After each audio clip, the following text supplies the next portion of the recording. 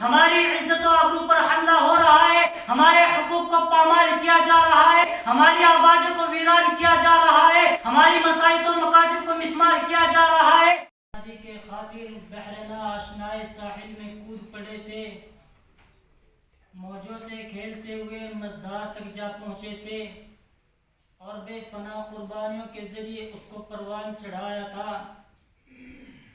آج ان کی جد و جہد اور قد و کاوش کو یکسر بھلا دیا جا رہا ہے۔ وہ ملک جس کی آزادی کے لیے شیخ الہند نے ریشمی رومال کی تحریک چلائی، شیخ الاسلام نے پھانسی کے پھندوں کو چوما، کالے پانی کی سیر کی، جزیرے کو آباد کیا، آج ان کی قربانیوں کو تاریخ کے اوراق سے مٹایا جا رہا ہے۔ وہ گلستان جس کے حصول کے لیے مسلمانوں نے خار گلشن کو چنا تھا، وہی آج مقتل کی شکل میں تیار کھڑا ہے۔ وہ دھرتی جس پر مسلمانوں نے اپنا خون پانی کی طرح بہایا تھا، وہی آج ظلم و ستم اور جور و جفا کا تختہ مشق بنی ہوئی ہے۔ جنگ آزادی سے ہمارے نام و نشان کو مٹایا جا رہا ہے، گویا ہمارا جنگ آزادی میں کوئی حصہ نہیں ہے۔ نوجوانان ملت، آج کا حال اشکبار ہے، آہو بکا کر رہا ہے، چیخو پکار کی صدائیں دے رہا ہے،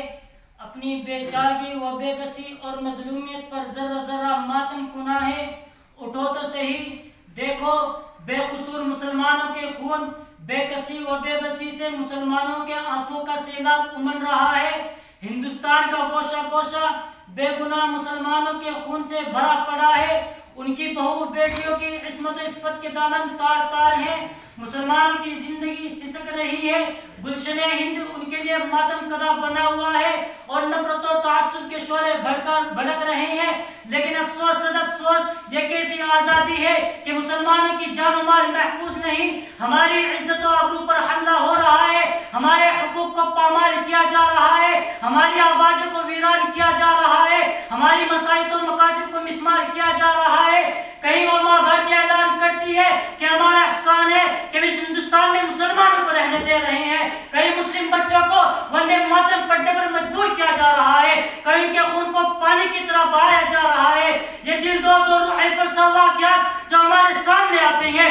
تو خون کے آنسو نکل پڑتے ہیں اور دل سے ایک سیاہ نکلتی ہے کہ اگر ہمارے اسلاف و اکابر کو اس چیز کا تصور بھی ہوتا تو خدا کی قسم وہ لوگ کبھی بھی اس ہندوستان کو انگریزوں کی غلامی سے چھڑانے اور اس ملک کو آزاد کرانے کے لیے اتنی بڑی قربانیاں نہ دیتے۔ اگر انہیں معلوم ہوتا کہ ہندوستان میں مسلمانوں پر ایک دن ایسا بھی آئے گا جب مسلمان آزادی کی جگہ انگریزوں کی غلامی کو پسند کریں گے تو کبھی بھی شمشیر برہنہ لے کر میدان جنگ میں نہ نکلتے۔